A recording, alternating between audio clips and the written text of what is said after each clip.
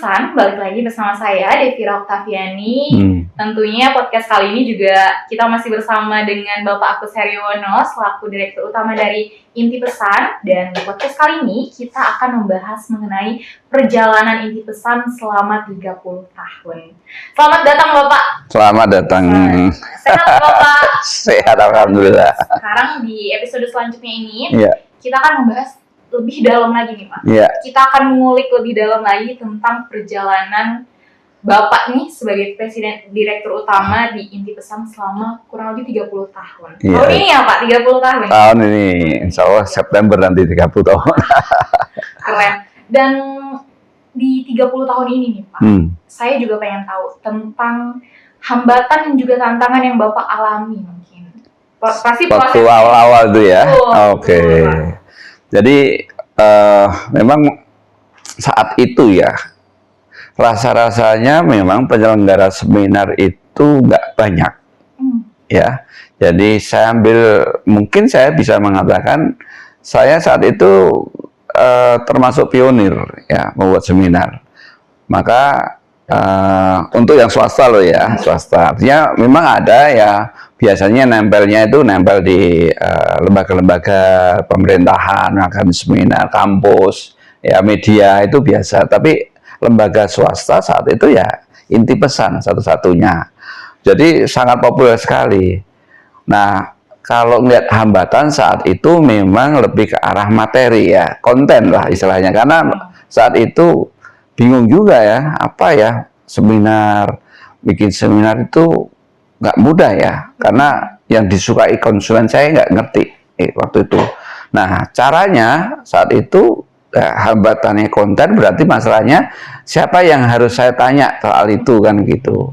Nah, disinilah gunanya networking saat itu. Saya punya networking yang sudah saya pelihara dalam waktu saya kerja ya. Di situ saya ingat ada Pak Renat Kasali, ada, tahu kan Pak Renat Kasali? Wah itu ya. Kemudian Pak Hermawan Kertajaya, Pak Gede Brahma, itu orang-orang yang selalu saya tanyakan tentang, saya panggilnya, bos, ini seminar ini apa ya yang bisa dilakukan saat ini gitu kan. Nah itulah Pak Hermawan, Mas Kos sudah bikin ini aja. Oh, manajemen zaman edan, nggak jelas, udah bikin aja manajemen edan, kemudian kita bikin proposal ya, proposal pun yang bikin bukan saya, temen, tadi saya, temen wartawan, saya minta tolong dong bikin pengantar, bikin konsepnya seperti apa, bahkan narasumbernya pun yang tambah-tambah masih begitu, itu awal-awal. Jadi karena konten itu sama sekali masih meraba-meraba.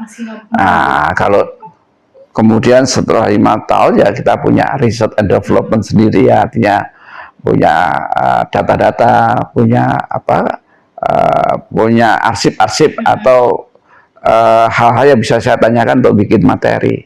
Tapi saat itu mungkin feeling gitu ya, feeling, tanya Pak Rena, tanya Pak Gede, tanya teman-teman apa yang isu yang menarik gitu ya. Itu yang jadi kendala pertama adalah materi.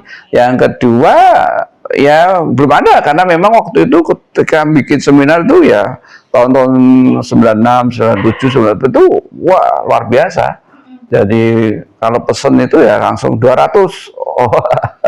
Nggak seperti sekarang ya. Waduh, dulu 200 orang, 100 orang, banyak lah gitu ya. Apapun saya seminarkan waktu itu.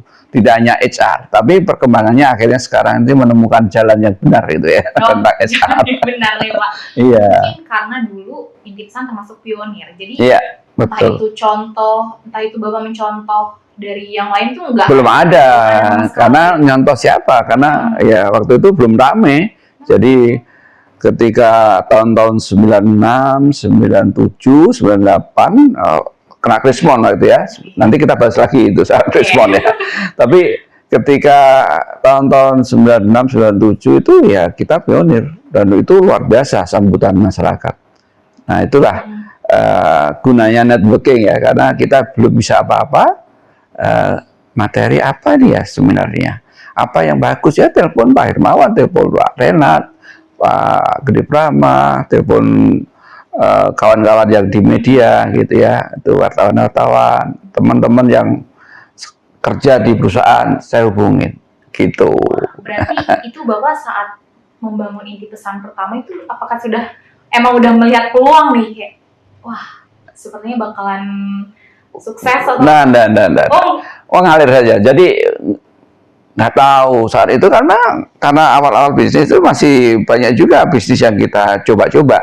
Saya pernah punya kurir juga, ya ada kurir, kemudian ada production house kecil-kecilan, percetakan, ada, ya artinya kita jadi agen lah. Kita terima percetakan, kita cetakan. Artinya apa ya? Bisnis percetakan lah ya, bikin kalender, desain gitu segala. Masih serabutan, belum fokus itu, masih ada karena kita masih usaha 95 mulai itu akhir-akhir 95, 96 akhirnya masih ada kurir, ada apa namanya tadi percetakan, ada PH kecil-kecilan ya gitu, ada pesanan untuk bikin company profile tapi pakai digital gitu pakai. Jadi Inti Pesan ini usaha yang keberapa nih dari Bapak ya? Ya sebetulnya ya pertama kali justru Inti Pesan itu awalnya dalam sebuah komunikasi sebenarnya bisnisnya, advertising gitu kan dulu, tapi seiring dengan wah kayak seminar ini menjadi passion nih, begitu kelihatan orang ngomong seneng, akhirnya oh menjadi seneng di situ. 96 itu sudah akhirnya seneng menekuni bidang seminar, 96 akhir itu. Gitu. Nah itu kan Bapak sebenarnya awalnya masih meraba-raba ya Pak? Ya. Untuk membuat seminar ini nih, temanya, pembicaranya. Betul. Nah, itu bagaimana nih Pak? Nah ini memang ya saya terima kasih lah kepada senior-senior saya yang sudah juga membantu dalam proses pembekalan saya sebagai seorang entrepreneur di bidang knowledge itu ya. Seperti Pak Ahmad Rugi itu sebetulnya pernah mengatakan begini ke saya, Mas Kus, Anda bisnisnya kan seminar, Anda harusnya ambil dong sekolah di psikologi. Oh ya Pak, dibilang. Padahal saya usia 40 udah. Ada 40 ya 40 more gitu ya. Wah, sekolah Pak itu aja nanti harus tes kan, saya bukan dari psikolog gitu kan, saya kan manajemen SDM ya. Wah, enggak, Anda harus kuliah kalau bisa, nanti Anda bisa lebih banyak itu. Ini Pak A.S. Ruki, Dr. S. Ruki dia itu sahabat saya yang udah lama sekali juga membantu saya untuk mencari jalan keluar waktu itu. Anda akan lebih banyak karena Anda urusan people. Udahlah ambil, kebetulan beliau menjadi ketua jurusan bidang S2 di Fakultas Psikologi UI. Nah disitulah saya mulai join juga. Saya pikir join itu gampang ya, ternyata harus tes juga. Waduh, ikut matrikulasi juga ada gitu, tapi menyenangkan. Disitulah saya akhirnya terbuka wawasan bahwa orang itu ya harus dibeginikan, ada motivasi, ada trade, ada macam-macam ya. Dulu akhirnya dengan kenal banyak orang lah, tokoh-tokoh ya, tokoh-tokoh psikologi, Prof. Sarlito, Prof. Nandar itu kenal ya, sampai ke rumahnya saya datangin Prof. Nandar almarhum ya. Nah di situ saya proses kompetensi saya untuk mendesain sebuah produk seminar semakin wow, semakin mantap gitu ya. Terima kasih ya Pak Ruki ya, terima kasih itu waktu itu ya. Di situ akhirnya banyak kenalan teman-teman. Ya kalau sudah situ banyak yang bisa saya dapatkan. Akhirnya sejak saat itu saya karena setelah kuliah saya fokuskan ke HR. Karena apa? Menarik, temanya juga beragam. Akhirnya disitulah akhir ini meskipun kita juga tidak 100% HR seminarnya, tapi publik sudah mengatakan kami adalah HR provider untuk seminar dan gitu. Berarti kalau tema itu dari Bapak atau ada? Nah, dulu masih awal-awal kan dari teman, sekarang udah dari kita sendiri ya kan. Perjalanan waktu sudah kita bisa desain, akhirnya teman-teman ya sebagai penyanyi lah ya, saya merancang ya, ada bicara ini gitu, menyediakan panggungnya itu. Untuk narasumber nih Bapak kan bisa spesifik tahu narasumber ini passionnya di bidang sini itu balik lagi ke networking Bapak. Ya enggak, sebetulnya saya lebih ke arah sharing session ya, jadi betul dari best practice gitu dari teman-teman yang punya pengalaman, ya sharing pengalamannya itu karena penting sekali ya, pengalaman itu lebih berharga daripada sekedar baca teori-teori aja itu. Dan disitulah banyak yang ini sebetulnya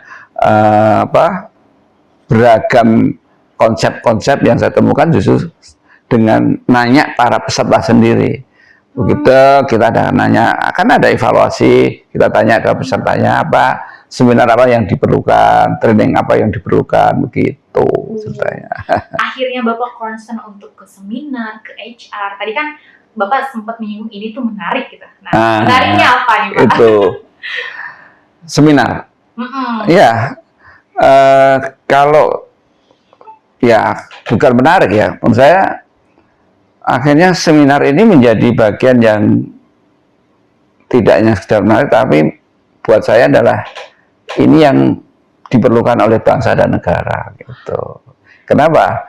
Karena mencerdaskan kan, nantinya orang semakin yang dulunya nggak bisa menjadi bisa kan gitu, terinspirasi dan banyak orang ya. Kemudian orang ngomong didengar dan orang itu berubah. Itu kan luar biasa.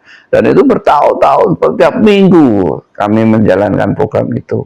Sehingga saya akhirnya bukan terjebak, tapi menjadi sebuah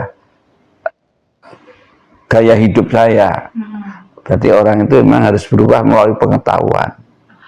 Itu kan, nah, kalau dia pengetahuannya sudah muncul, ada bertambah, berarti dia akan lebih bisa menjadi lebih sukses lah dari yang adanya itu dari sekarang gitu ya. Nah, kesenangan lain kalau buat seminar buat saya ini gini, kalau bikin conference contohnya itu ada banyak pihak yang bisa dilibatkan. Ya ini penting. Contohnya gini, kita bikin konsep HR Expo, ya kan? HR Expo itu kan tidak hanya saya dan itu kan banyak orang yang terlibat. Ada pembicara, ada moderator, ada provider training, ada tukang booth, ada yang jaga booth, ada aser. Itu kira-kira itu bisa 200 orang itu terlibat dan mendapatkan manfaat di aktivitas itu. Nah, itu membuat saya merenung waktu itu. Oh kalau gitu ini bagus ya. Jadi satu ide yang dari saya bisa membuat 200 orang itu berkarya, bekerja. Bagi rezeki. Jadi artinya bisa membuat orang lain itu bahagia karena situasi itu. Bahkan ada apa mas, penari ya, penari kita datangkan untuk performance itu, kita kasih anak-anak kecil untuk nyanyi, kan dapat honor lumayan. Itu konsepnya. Jadi akhirnya kita putuskan setiap ada event tuh kalau mumpuni gitu ya, kita panggil performance dari anak-anak ya, biasanya tarian daerah gitu. Itu kesukaan kita. Dan yang kedua yang lebih penting untuk negaranya ya, jadi saya selalu katakan kan berguna untuk bangsa dan negara. Nah, negaranya itu apa? Karena saya bayar pajak. Oh, pajaknya lumayan. BPN-nya dari customer. Jadi kadang-kadang pajak itu setahun itu bisa sampai 1 miliar lebih. Iya, itu pajak BPN itu banyak, pajak penghasilan itu ada tuh. Dan itu menyadarkan saya bahwa oh ternyata biarpun kecil itu bermanfaat untuk negara. Gitu. Menuju 30 tahun Inspiring Inti Pesan bermanfaat bagi bangsa dan negara. Amin. Gitu. Oh, jadi untuk sejauh ini ya Pak ya, Bapak udah concern di seminar, di HR, seperti itu. untuk 30 tahun ke depan ini nih, untuk 30 tahun saat ini, ada rahasia-rahasia yang mau disampaikan? Kulik lagi. Saya kira enggak ya. Saya kira apa mau di part selanjutnya? Ya, kalau gini, yang saya ingin sharing ke depan itu kan semua bisnis itu nggak mulus ya. Tapi saya merasa ini juga belum merasa top keberhasilan itu enggak. Tapi saya meyakini bahwa ini menjadi proses mainan yang saya diberikan Tuhan untuk berkarya melalui conference ya gitu. Ya, itu yang saya yakini. Jadi belum ada kira-kira ke depan apa, ini juga bingung, ini tergantung Mas Slamet nanti kan gimana membuat sustain ini kan. Perlu sukses plan. Menarik nih Pak. 30 tahun terus rencana ke depan apa Pak ini? Nah ini justru ini menjadi pertanyaan banyak pihak. Pak Kus, ini ada siapa yang akan melanjutkan begitu kan? Ini selalu pertanyaan ya. Saya juga sendiri bingung apa, karena anak-anak nggak tertarik ya, belum tertarik barangkali karena mereka sudah kerja semua ya, kerja akhirnya nyaman di sana. Akhirnya mungkin bagi saya semua itu pasti ada yang ngatur dan saya serahkan Mas kepada yang kuasa. Tapi saya tetap berusaha mencari kandidat-kandidat yang bisa menggantikan posisi saya berikutnya.